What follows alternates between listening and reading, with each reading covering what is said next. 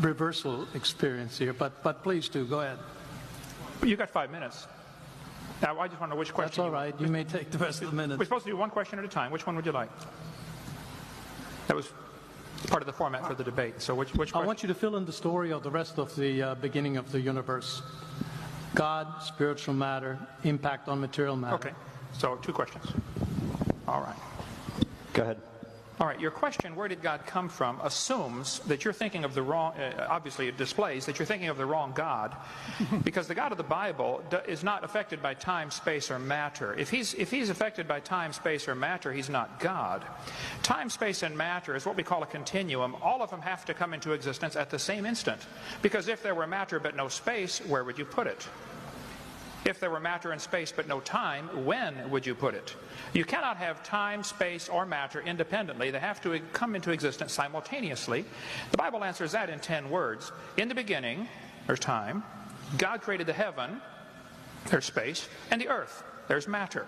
So you have time, space, matter, created a trinity of trinities there. Just, time is past, present, future. Space has length, width, height. Matter has solid, liquid, gas. You have a trinity of trinities created instantaneously. And the God who created them has to be outside of them.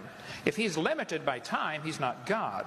The guy who created this computer is not in the computer. He's not running around in there changing the numbers on the screen, okay?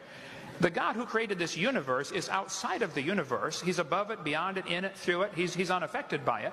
So the concept that a spiritual force cannot have any effect on a material body, well then I guess you'd have to explain to me things like emotions and love and hatred and envy and jealousy and rationality.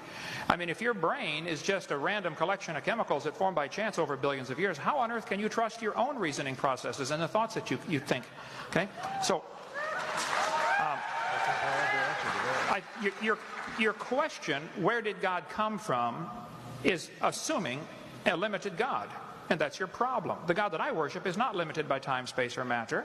If I could fit the infinite God in my 3-pound brain, he would not be worth worshiping, that's for certain. So that's the God that I worship. Thank you.